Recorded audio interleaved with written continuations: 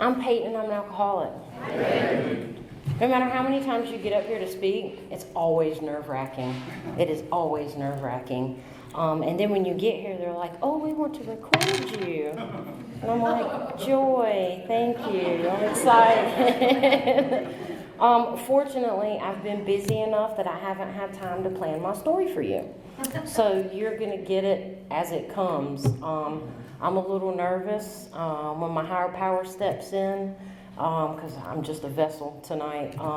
It'll probably make more sense. How can you say no to a guy who was sober 15 years before you were born? I'm not trying to, tell how old Wallace is, but he did show me that 50-year medallion when we were sitting over talking before the meeting, and, that's profound. That is profound. So, of course, I was just happy when he called me a couple of months ago, and he's like, hey, can you come speak? And I was like, sure, tell me when and where, and I'll be there. I don't mind doing service work. Service work is one of the many things that help keep me sober. I always like to tell my story because I hope that there's at least one person in the room who can get something out of what I have to say. And being a woman in recovery, I'm always, hoping that there's a young lady out there who may find or have found herself in some of the situations that I was in and that I was able to overcome. So, my hope tonight is to bring some experience, strength, and hope. And, I just, like I said, I really enjoy doing this for you guys. Doesn't it say somewhere in our literature that we're not supposed to talk down to alcoholics from a moral or spiritual hilltop? I thought this was kind of funny here, but anyway, a little big book humor.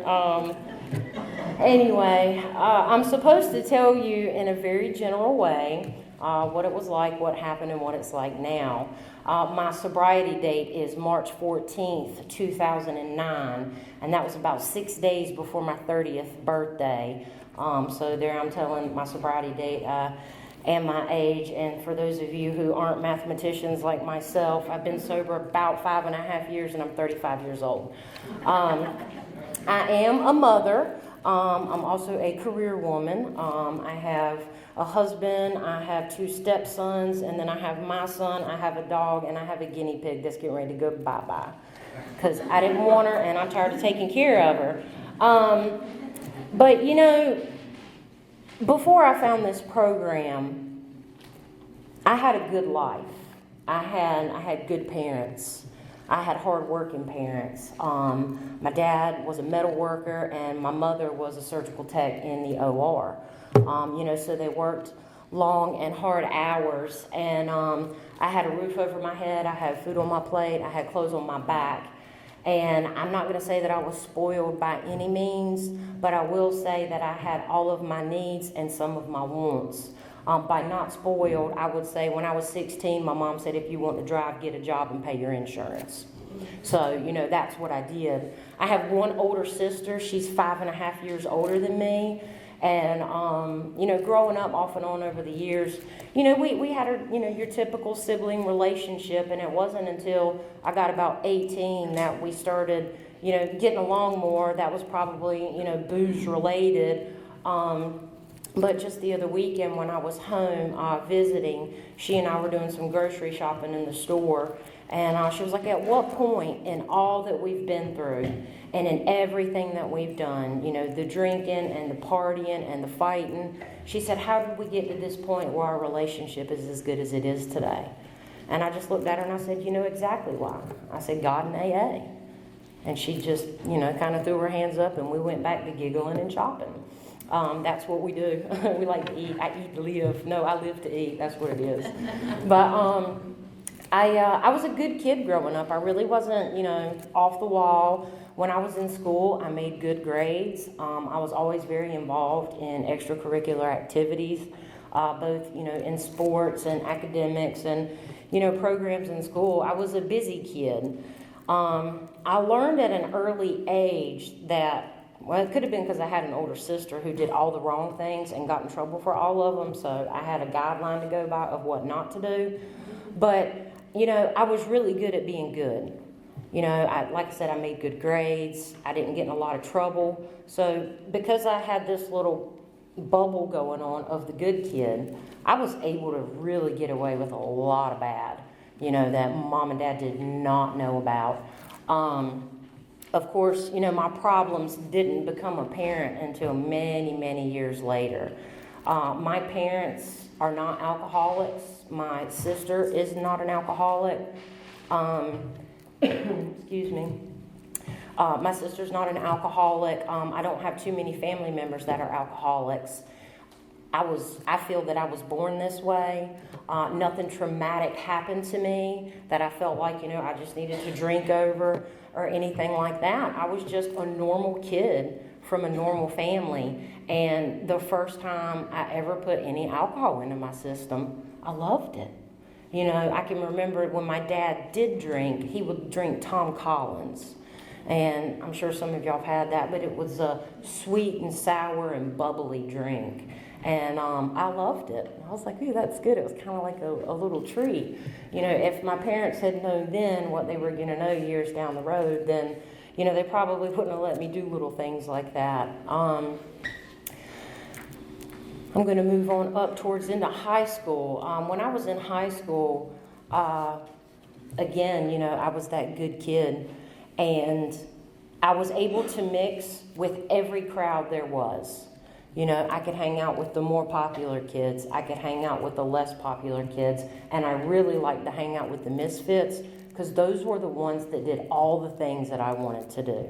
They would go to parties. They would sneak out of their rooms. They had, you had one group of friends who you could go to their parents' house and pretty much do whatever you wanted to because they didn't care, because they were looking at it as the children are safe.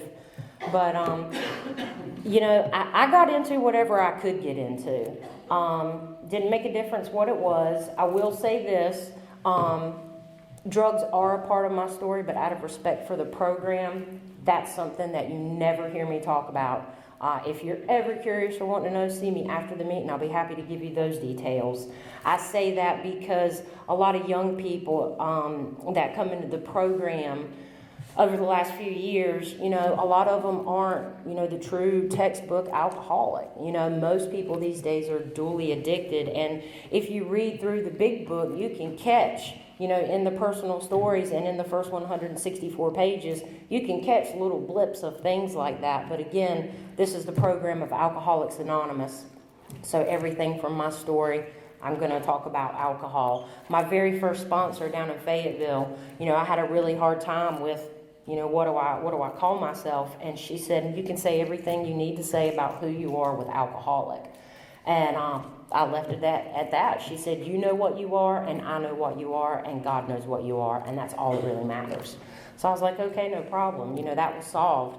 But going through high school, I was on one side, I was this, straight A student. I was a star athlete. I was an excellent band member. Yes, I was a band geek. And, on the flip side of that, I was the party kid. I was with, whoever wanted to go party whenever, however, it didn't care. Come knock on my window, I would go out and we'd go party. Plus, I had a sister who was 5.5 years older than me. She was a big partier during that time. So I was able to get probably more than I should have, and I was able to do more things than I probably should have because I had that older sister. I got to an age where I was about 17 or 18 that she started letting me tag along in some of the things that we did. And, so we partied.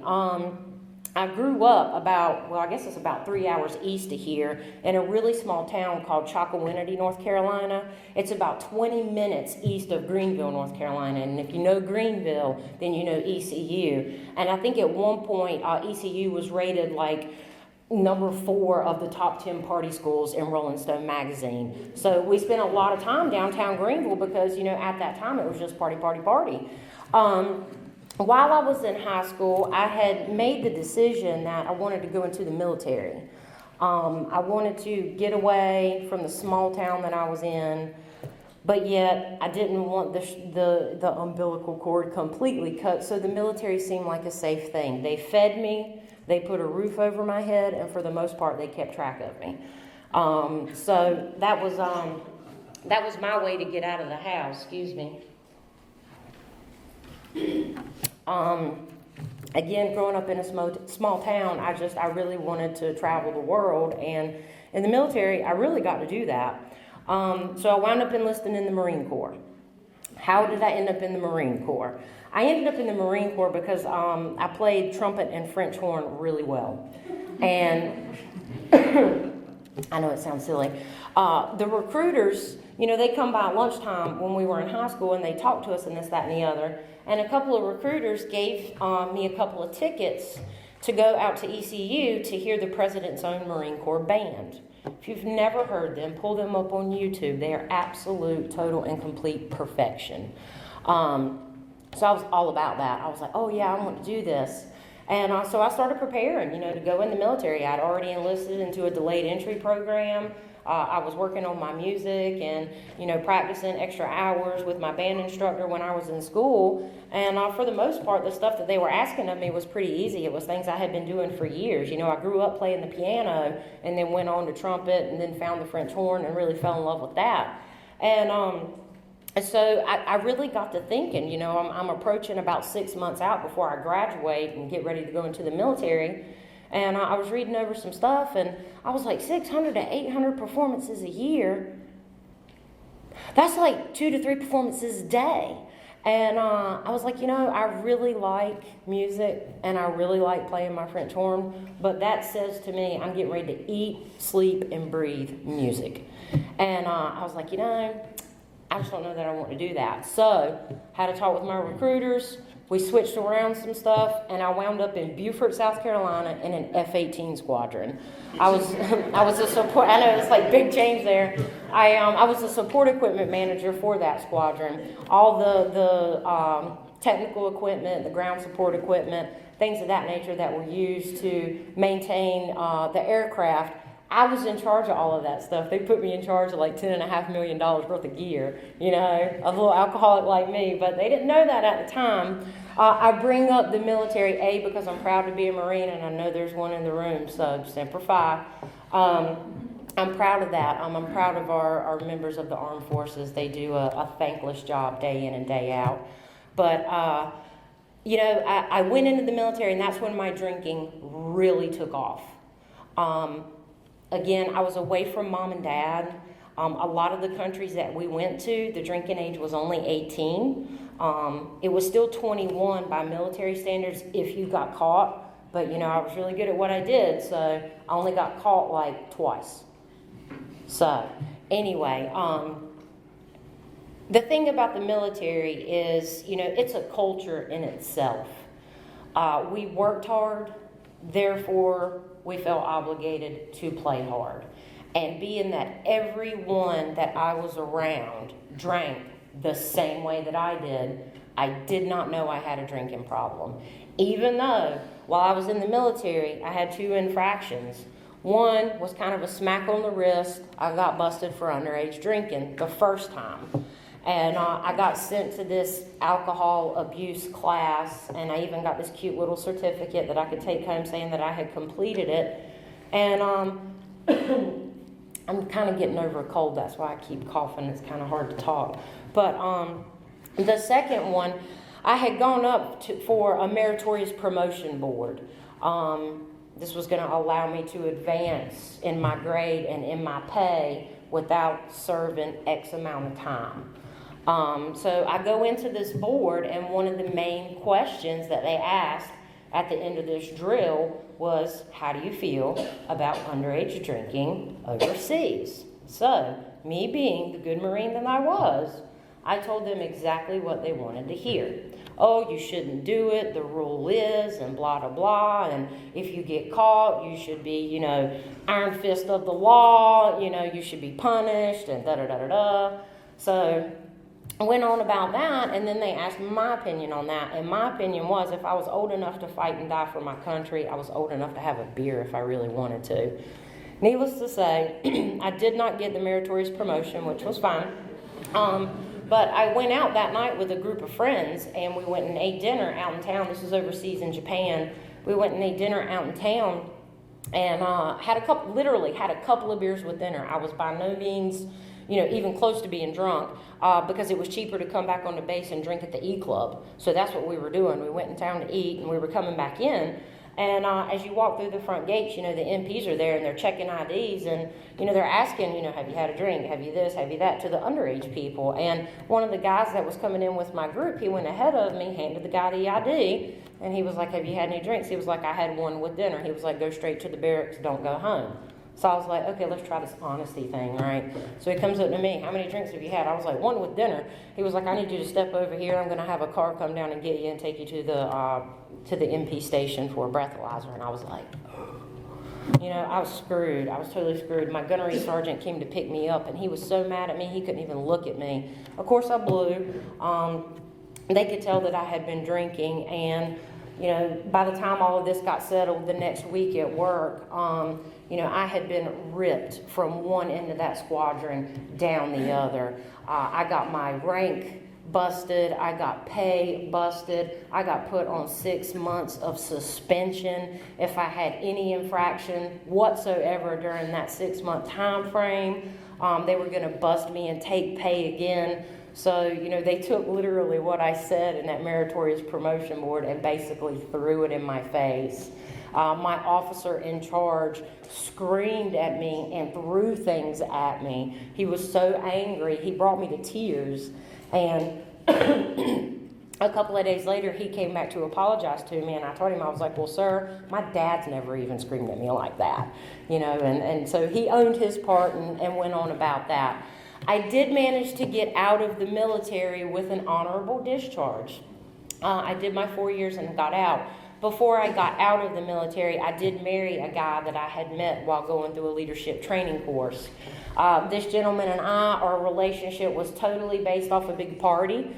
He drank like I did. He partied like I did. So it seemed like it was going to work out swell. And, he's like, let's get married. And I'm like, okay. And my mom's like, well, when are y'all planning on doing this? And I was like, the next day he can take a long lunch break. And the lady that notarized our marriage license, last name was Beer. I am not joking about that. I promise you I'm not joking about that. It's just a program of honesty. But, I just thought that was kind of funny. And we both wound up getting out of the military, and he was an only child with a single mom, and he was from Ohio. So we wound up moving to Ohio so we could be close to his mother. I got to start getting sober here shortly. To be close to his mother, needless to say, that relationship did not work out. It became a domestic violence issue, and that wasn't me being the mean one this time.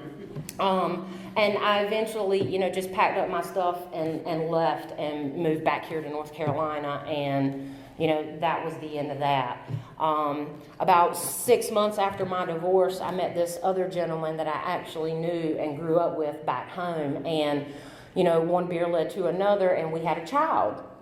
I would not trade him for the world. I love my son. His name is Keegan, and he is pro AA. When he gets a chance to go to a meeting, he is all about it. We were talking on the phone tonight, and he was like, well, Mommy, you do good talking tonight. And I was like, okay, I will. But I wouldn't trade him for the world. However, if his father vanished from the face of the earth, I would be thrilled.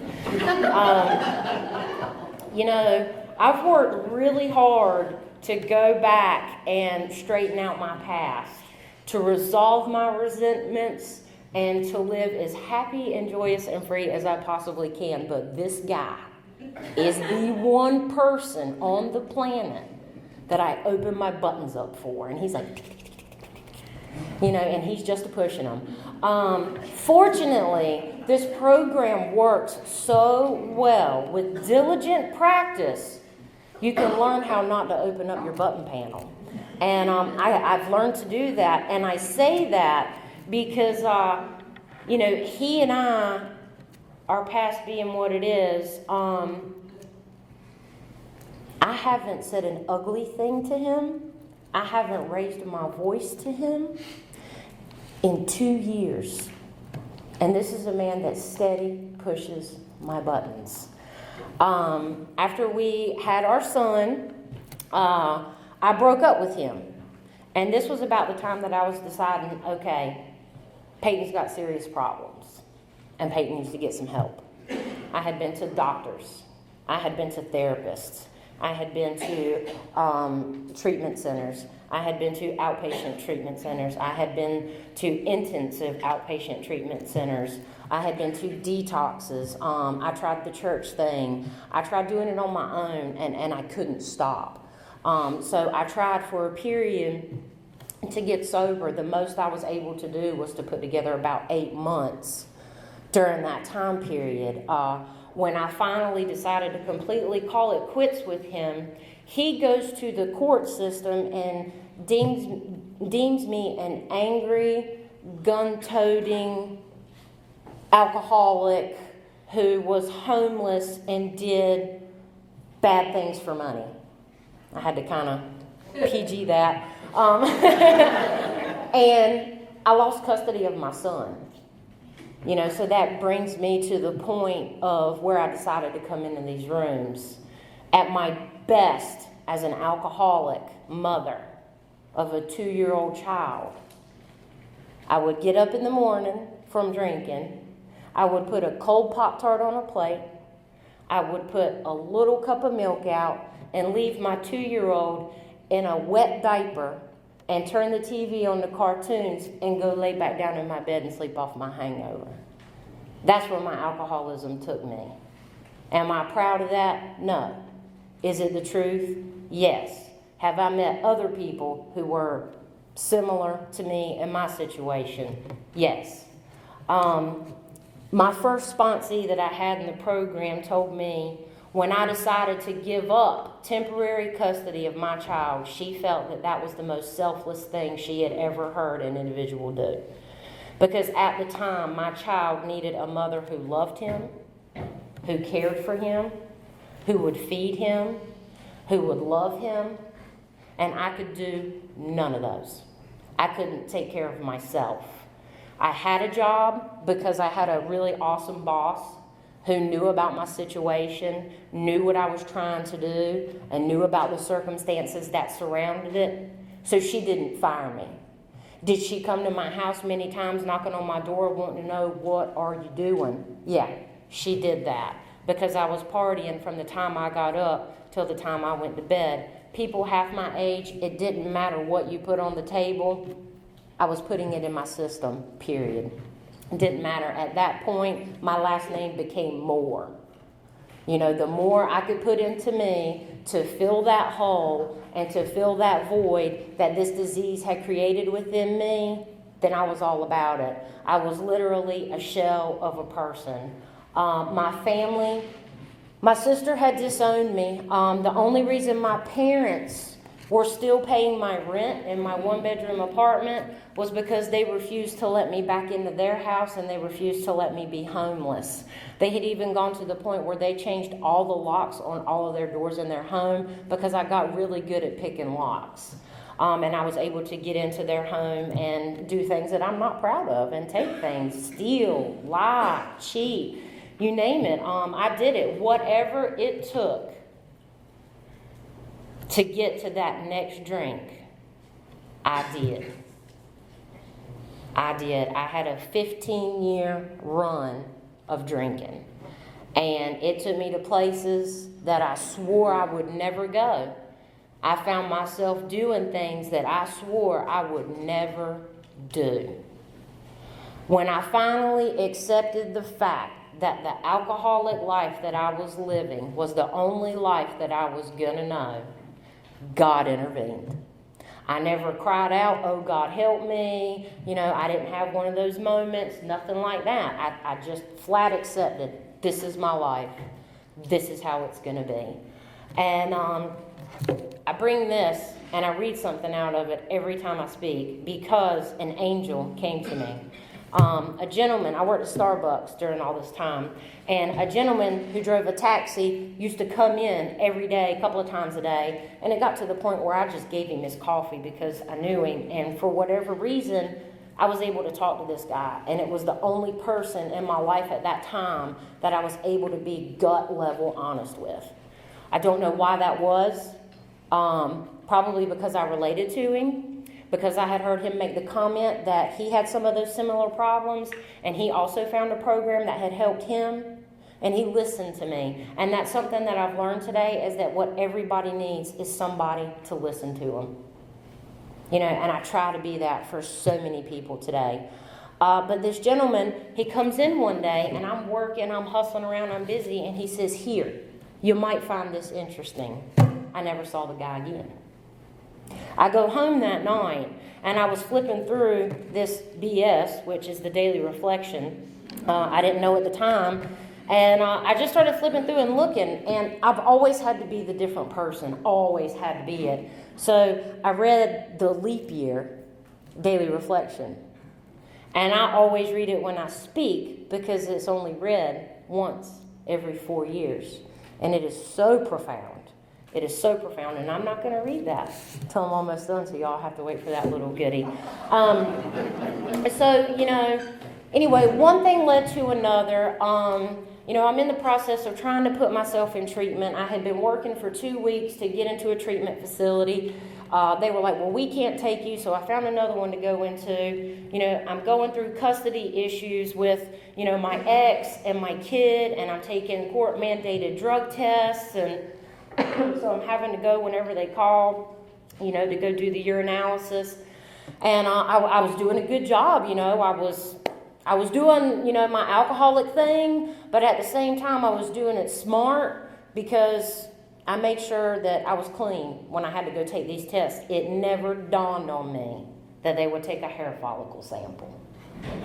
It never dawned on me. So I find myself sitting in my attorney's office one day, and she was like, "Well, we're getting ready to wrap this up, and everything's going to work out, and as soon as we get back this hair follicle," and I just sat there and I shook my head, and she turned around and looked at me and said, "What's wrong?" I was like, "I'm not going to pass that hair follicle. It's just not going to happen." She was like, "But I thought," and I was like, "Wrong." And so anyway, I had to go into court and, sit there and let my attorney be like, she's been lying. She's not going to pass this test, and, we need to work on this and we need to work on that, and she's going to treatment and this, that, and the other. And so fine, a temporary custody order got put into place, allowing me to see my child every other Saturday from 8 a.m. to 5 p.m. at my mother's house, because it had to be supervised. It's always a great thing when you birth a child into this world and you can only see them supervised. But again, that's where my alcoholism took me. So, I get everything going, get ready to go to treatment, bam, DUI. One more thing to put on there. So I was like, well, there's no time like the present, so let's just go ahead and go. I can get my license back, because, you have to wait that 30-day period before you can go get your license, before you can go to court and get your privilege license and this, that, and the other. I was like, fine, I'll go sit in rehab since I can't drive anyway. So, I go check into rehab. It was the best thing I ever did for myself.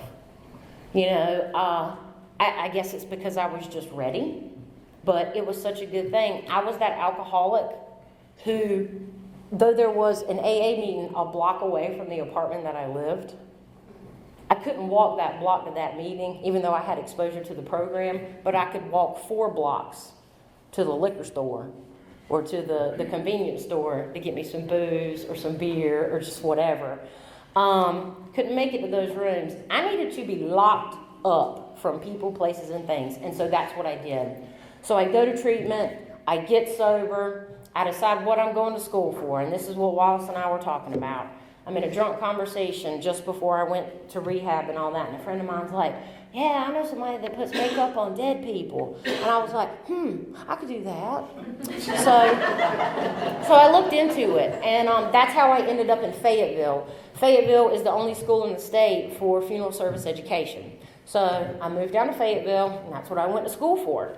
I am 2 weeks out from taking my North Carolina state law exam for funeral service, and then I'll get that pretty license and plaque to put on the wall so I can direct funerals and embalm people. And Wallace just thinks that's really interesting, but I love what I do. It's absolutely a career of service and humility and being humble and that's right up my alley, because this program has taught me those things. So much has happened over the years. This is like way different because it's been a while since I've been able to tell my story. But anyway, I go down to Fayetteville. I find this amazing woman who takes me under her wing. I go to a meeting down at German Street. I'm maybe 30 days sober. No, 3 months sober. And I went into a newcomers meeting. I was like, I'm angry. I hate the world. This being sober sucks. And if somebody looks at me wrong, I'm going to kill them. And, there's these old timers sitting in the meeting, and they're like, you're right where you're supposed to be. And it made me so mad. I'm like, but you don't understand how I feel. You don't understand what this is like. But that's just it. They did. Because they had their first meeting. They had 30 days sober.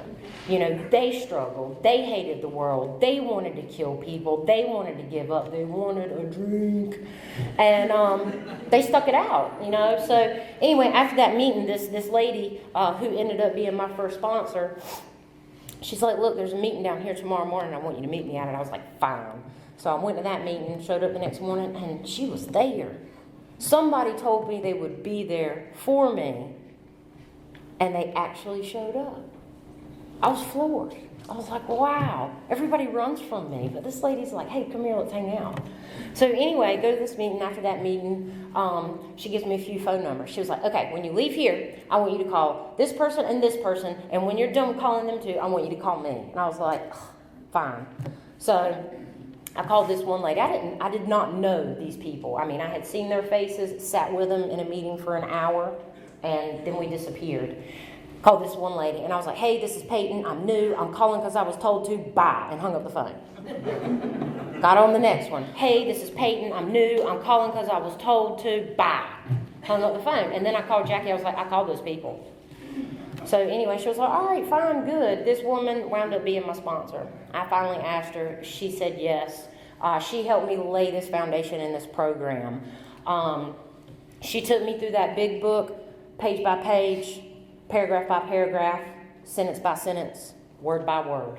If I didn't know something, she told me to look it up. If I still didn't understand it, then we sat down and we talked about it.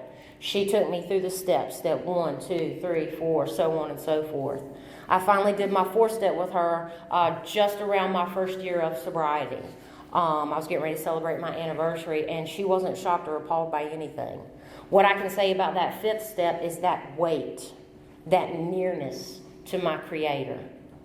The looking back and reflecting to see if I had skipped on anything. If I hadn't built that foundation right, nothing would stand on it. And so I tried to be as thorough and as honest as possible, and I was with her. As honest as I could be for being a baby newcomer, Thankful for that. I stayed at that group down in Fayetteville for 2.5 years.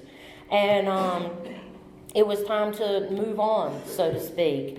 I went to school while I was there. I did very well in school. I received scholarships. I received grants. I was a good student, yet again. During that time, I met a gentleman who is my husband now. We got married 3.5 months ago. But during that time, I met this guy, and he absolutely supported everything that I did in this program. He stopped drinking, wouldn't drink around me. I had heard in a speaker meeting one night, a lady was talking about, asking her sponsor, well, how do you know when you found the right guy? And her sponsor had told her, when you get down on your knees to pray and he gets down on his knees with you, you found the right man.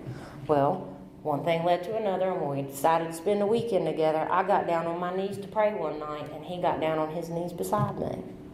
And we stayed there, morning and night. And I was thankful for that, and I was like, okay, this is the one. So anyway, we dated for almost a year, and he proposed marriage. And I said yes. So being that we were engaged, at this time I had graduated school, and that's how I ended up being in Cary. We moved up there. We figured it was going to be easier for me to find a job in the area up there because funeral industry is really hard to get into if your family doesn't own a funeral home. And I just decided to do this on a whim. I didn't decide. My higher power decided for me. But anyway, I'm telling you this stuff about my husband because there's a point behind it. So anyway, we moved to Cary, and this whole time he's going to meetings with me, and he's supporting me, and he's coming to hear me speak, and he's just all yay, good for you. Well, God has a sense of humor because my whole thing is 2 sickies don't make a wellie. Don't go fishing in polluted water. I swore I would never date any person in the program because in my mind, I've already got enough issues. I don't need your issues too. I don't need you taking my inventory, telling me to call my sponsor and walk around talking about it's my character defects. You hear about all this stuff in the rooms and, just listening. So I was like, no, there's no way I would ever get involved with anybody in the program. God has a sense of humor. God's like, okay. So he waits till my husband and I are engaged for about 1.5 years, and my husband decides he's an alcoholic. We're sitting at a meeting one night. He went in there to support me, and probably a few weeks prior to that, I called my sponsor, and I was like, look, he's going to pick up a white chip any day now. I just know it. Because he's been asking me for the past almost 2 years, do you think I'm an alcoholic? Do you think I'm an alcoholic? If you're not an alcoholic, you don't ask people that. You just don't. You really don't. And so I knew long before he did. I would just be like, well, the book says... And that's only a choice that you can make. Well, anyway, God again having another sense of humor. We go to this meeting, and he's got it made up in his mind. Okay, I'll pick up a white chip if she passes out the chips. So everybody's sitting around in the meeting, and I'm, all for if nobody's going to do it, I will. So I'm like, I'll pass them out. And he just sat there, and I was like, anybody want a white chip? And he gets up, and I'm like, here comes my world. Like crashing down. I'm like, no, 2 sickies don't make a wellie. That's what I said in my head. But, anyway, he picked up a white chip. The thing about my husband is he did that 4-step jump. He never went past that. So he wrote down all that crap, and that's where he stuck. My husband is as dry as a cracker. He has no program. He does not use a sponsor. He has not been to meeting in months. And if there's one thing I've learned about this program is to love people for who they are and where they are. Because my sponsor told me once I made that phone call and said he picked up his white chip, she said, fine. From this point forward, you are the senior sober person of the household. You stay on your side of the street, and you leave him on his, and that's all I'm going to say about that. And I said, okay, fine, no problem. And I have. Every now and then along the way, over the past almost 3 years now that he's been in the program, I've given him a gentle push. Hey, when was the last time you talked to your sponsor? Hey, you want to come to a meeting with me? And that's about the extent, if he brings something up and he wants to talk to me about it, then I'll share my experience, strength, and hope with him. See, not just for my husband, but for any human being that I come into contact with. I have to be the best living example of the big book because I might be the only big book that person sees. And this is a program that's about attraction. And if I was miserable and I hated my life and I didn't love recovery and I wasn't smiling and I wasn't telling about all these great things that have happened to me over the years, who would want that? It talks about in the big book that we're not a glum lot. And I'm certainly not. I am so far from glum. I have a friend of mine that says if I was any better, I'd be twins. Well, I'm starting to get that because I'm so happy. Most of the time I need like another person over here to put that happiness into. This program is amazing. I have so many blessings. I have a beautiful home. I have 2 stepchildren that most days I love and a lot of days I tolerate. But again, same thing goes back to we have the hardest time taking these principles in these rooms and applying them to our families. I would go jump off, a 200-foot bridge. I would take every stitch of clothing off to give to someone who needed it if they were a random alcoholic sitting in the room. But yeah, I get home and I get spiteful and I'm not doing laundry because everybody sits around and doesn't do anything, or I'm not cooking dinner because all y'all do is sit around and eat all day. Those types of things. I can't do that today. I have to remember that. I work a full-time job. I'm a mom. I'm an alcoholic who's a member in good standing in the program of Alcoholics Anonymous. And I try to be all of those things. Am I perfect at it? No. I have good days and I have bad days. Do I try the best that I can? Yes. When I'm in trouble, do I ask for help? Absolutely. Do I pray? Yeah. I have a sponsor. I use her. I was talking to her on the way up here. She couldn't make it tonight, so she, talked me up before I got here. And that's what it's about today. It's about helping one another. It's about being there for the next suffering alcoholic.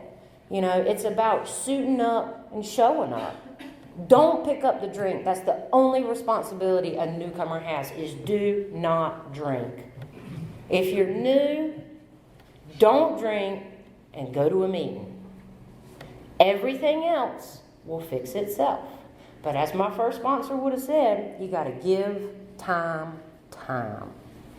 I hated that because God's time is a very difficult concept to understand. I would like to say that I have a good understanding of it now, but at the same time, I'm not perfect. I want what I want when I want it because that's part of my nature. I've gotten better at letting go and letting God because I realize just how powerless I am over everything that happens to me. The only thing I have the power over today is whether or not I'm going to ask my God to keep me sober and whether or not I'm going to pick up a drink. Because I'm an alcoholic. I still think about drinking. I've been relieved of that obsession to want it and need it and crave it in everything that I do. But do I still think about it? Yeah. Am I down at the beach hanging out thinking, man, a cold beer would be really nice right now? Yeah, I have those thoughts. I'm human. I'm an alcoholic. I'm going to think about drinking. The difference between then and now, I don't pick up.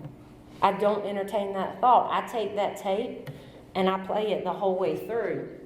Because remember, my best parenting before I came into these rooms was that Pop-Tart, that cup of milk, that wet diaper, and that cartoon show. That's what I think about when I really start playing around in my head. I want to pick up a drink. Have I struggled in this program? Absolutely, I have. When I first moved to Cary, I had a really difficult time getting settled in because the meetings were different, the people were different. They were treating me like I was a newcomer and I didn't know anything. And I came from G Street down in Fayetteville and I was a big book thumper. I knew that book inside and out because I had the opportunity to study it. I went to like 3 meetings a day some days because my only 2 responsibilities were to go to meetings and go to school.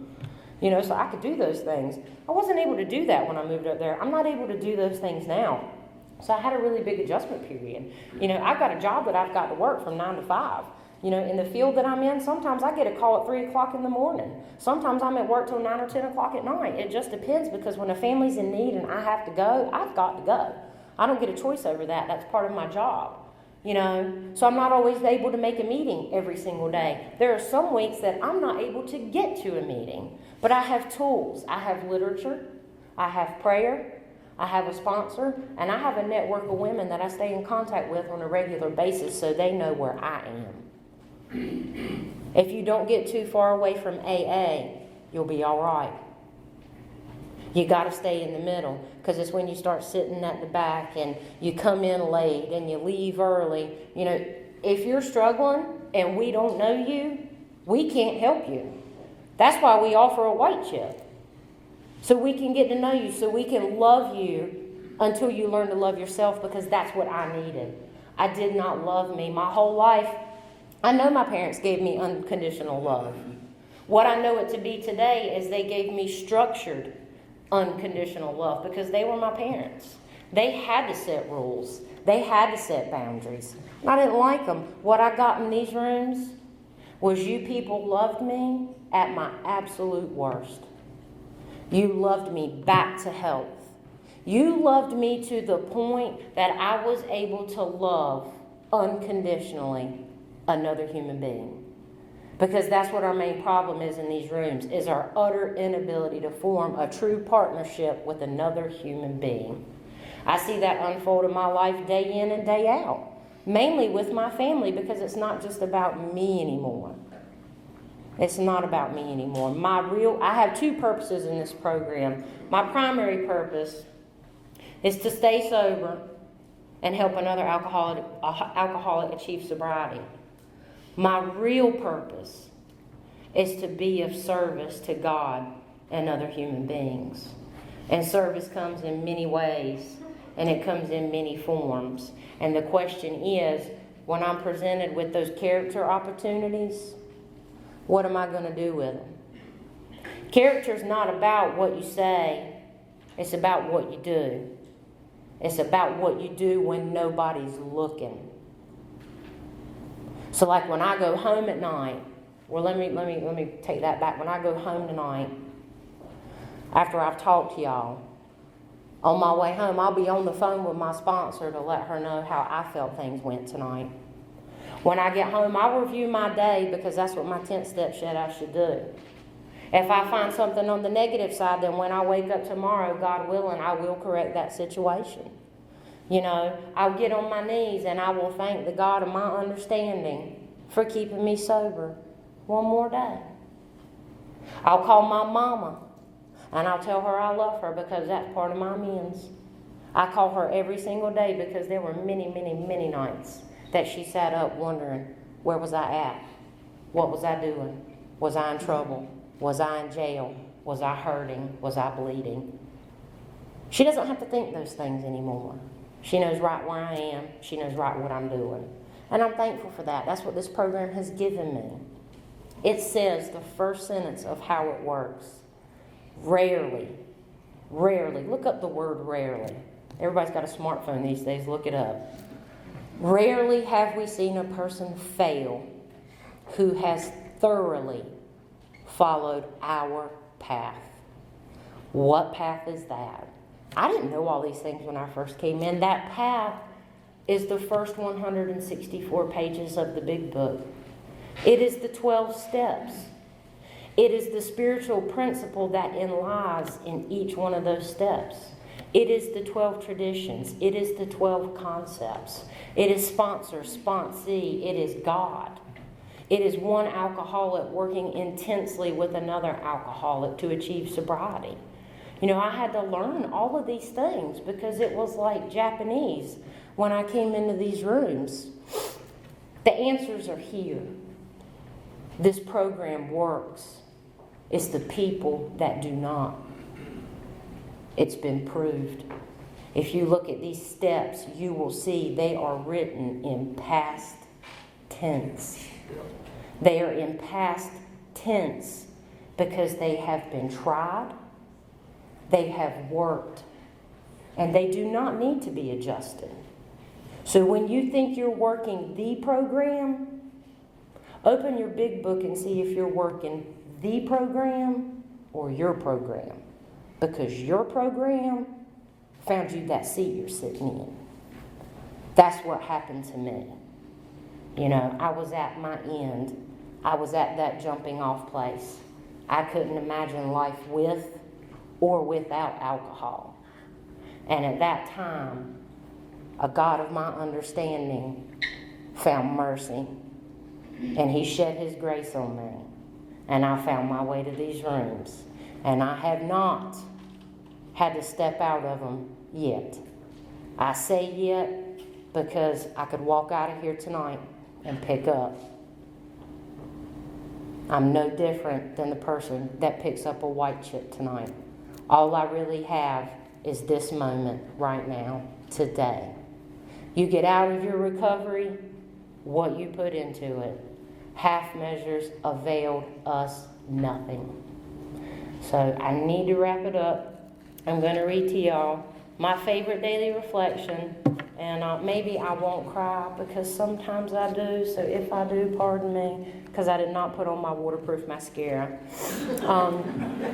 Again, daily reflection, and this comes from February 29th, the leap year. And it's titled, One AA Miracle. Save for a few brief moments of temptation, the thought of drink has never returned. And at such times, a great revulsion has risen up in him. Seemingly, he could not drink, even if he would. God had restored his sanity. Alcoholics Anonymous, Big Book, page 57. The word God was frightening to me when I first saw it associated with AA's 12 steps. Having tried all the means I could to stop drinking, I found that it was not possible for me to sustain that desire over a period of time. Yet, how could I believe in a God that allowed me to sink to the deep despair that engulfed me, whether drinking or dry? The answer was in finally admitting that it might be possible for me to know the mercy of a power greater than myself, who could grant me sobriety contingent on my willingness to come to believe. By finally admitting that I was one among many, and by following the example of my sponsor and other AA members in practicing faith I did not have, my life has been given meaning, direction, and purpose. If nobody told you they love you today, I do.